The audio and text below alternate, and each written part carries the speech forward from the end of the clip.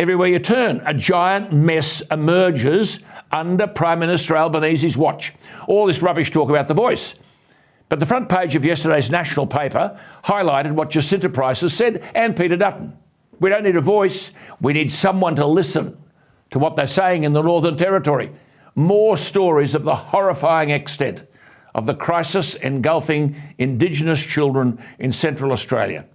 Children, we're told, sometimes return to school in handcuffs or wearing ankle bracelets. One principal said teaching staff in the Northern Territory routinely have to contact magistrates to have bail conditions varied for children as young as 12 so that they can go to school. In one instance, a teenage girl was raped. Her young brother, who witnessed the crime, came to school with serious signs of self-harm after attempting to take his own life. Peter Dutton and Jacinta Price have spoken endlessly about this. All Albanese talks about is the voice. This school principal, Gavin Morris, has a PhD in Aboriginal trauma. He lectures at Charles Darwin University. He talked about his phone, quote, buzzing off its head as teachers reported they were frantically pursuing students in their cars, begging the students to stop before someone was seriously injured or killed. While Albanese and his left-wing cohorts in politics and the media talk about the voice. The Northern Territory doesn't even have a police commissioner. Jacinta Price warns that the Northern Territory government had, quote, lost complete control of law and order, unquote. The Prime Minister may be interested, but he's provided no answers. But it's not just the Northern Territory. While the PM socialises, primary and secondary schools are being forced to conduct classes while down almost 30 teachers in each school.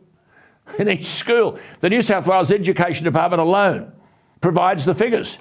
Primary school teacher numbers indicate 1,068 vacancies in primary schools. Secondary schools, 1,104 vacancies. Who's teaching our kids? No one. It's a classroom crisis, a national crisis. Look, I'm sorry, but in circumstances such as these, the Prime Minister doesn't take days off. I work for one, I know. It doesn't seem to worry the government, who are saying that migration will surge by around 715,000 people over the next 2 years. What? We don't have the schools for the population that's here. We don't have the houses for the people who are here, the medical facilities, let alone rental accommodation to manage any of this. And the Albanese government has no answers. In New South Wales, the new Labor government has released figures showing an average of 55 tenants have been ordered by courts, 55, out of their rental property every week. 55 every week since the start of the year.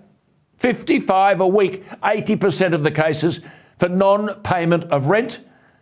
But the Albanese government has raised the official permanent migration cap to $195,000 a year. Where are these people going to live?